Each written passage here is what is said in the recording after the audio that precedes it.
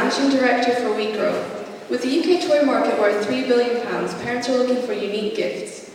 We aim to produce a handcrafted fabric height chart that not only promotes Scottish culture but celebrates the journey of growing up. Our vision is to sell directly to the public at craft fairs and via marketplace Etsy. With capital funding to develop WeGrow, we can add more with extra features such as an interactive pocketbook, handprint trees, and Velcro Highland wildlife. We're coming to you for your support. We aim to ask for £60 to £100 to help us develop our vision. Hello, I'm Melissa, and our market research has provided enthusiastic feedback.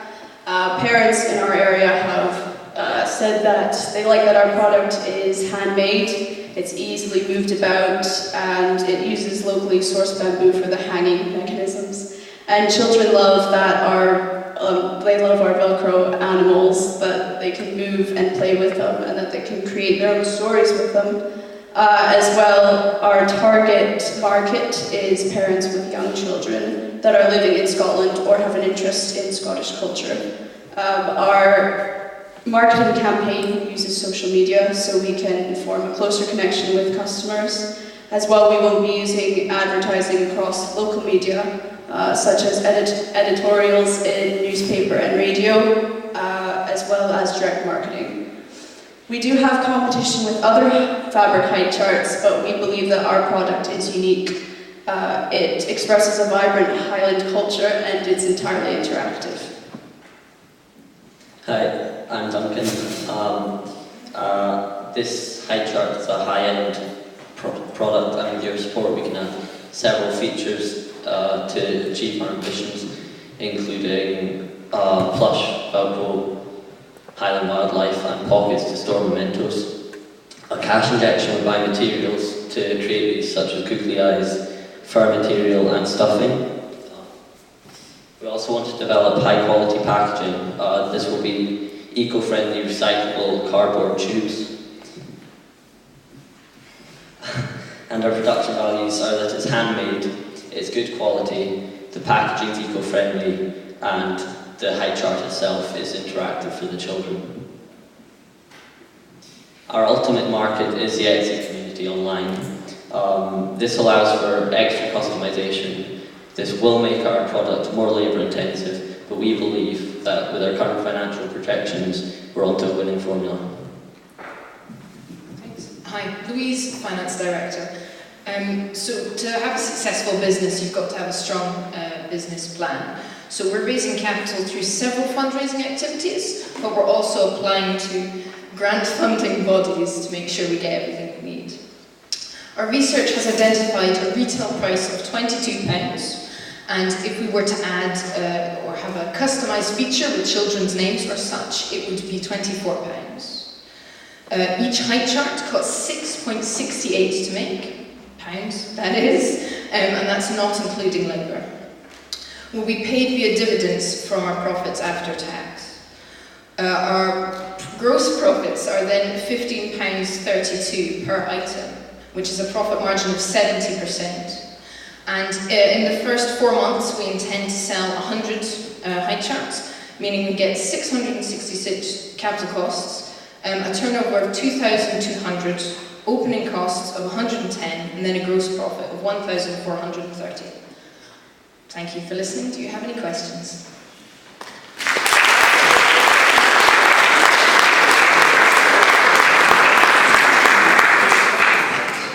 And no one can steal my questions. So.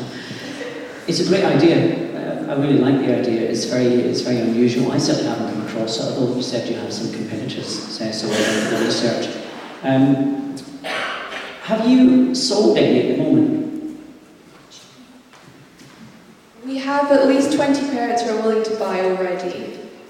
Excellent. Have you got the money off them? No, but we have the well, you missed an trick here, you see. So one of the things that we always encourage people to do, if you have advance orders, which is really good for cash flow, is to try and get 50% up front.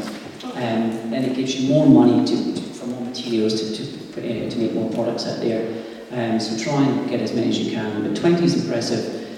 The other idea, and I won't steal anyone else's thunder, do you have any other themes as opposed to Ben Nevis, anything else?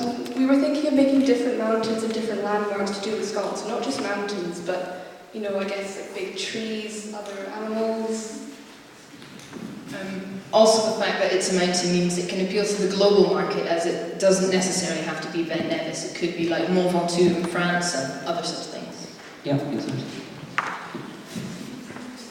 Yes, and now you steal my questions. No, I think this customising of the local markets is a really interesting idea, but let's just go back to the sort of basic to start with. I really like it, it's a lovely idea.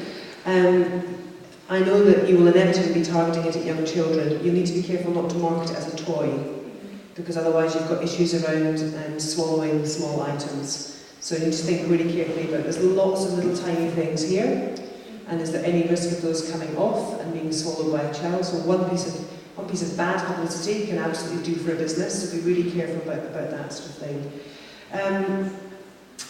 I'm really impressed by the grasp you have on numbers. We don't always see that at Dragon's Den, so it's really important to know your numbers and to recognise that although you have a very high gross profit margin, you haven't factored labour into that, and this is all about labour. Actually, the raw materials are a very small part of it.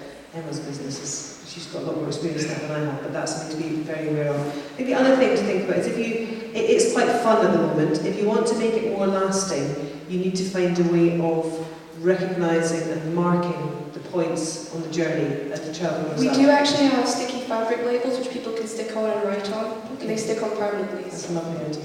That's great. Super. And the little feet there as well, we intend that they will travel up as the child grows. So you'll be able to mark it at points, but that will then go up all the journey. So cute.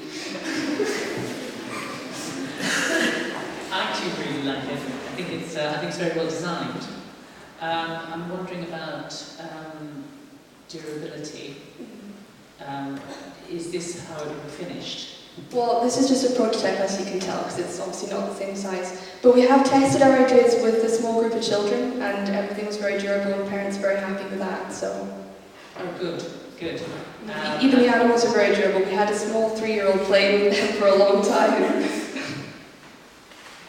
Yes, and yes, production time I can see has been quite labour intensive. So obviously you would cut out the same piece several times. Well, as well, we were going to get a production line up and working, because the way that we've designed it is also efficient for our budget as well. So rather than buying huge, sort of large scales of materials, there are ways we can buy smaller pre-cut things, which we would then just have to finally cut. So if one person cuts a thing, someone else glues it on. Absolutely, things like that. Absolutely, that's the best way. Thank you. My congratulations also. You were well researched, you had a proper marketing plan, and you know your numbers. That's the basics of running a business.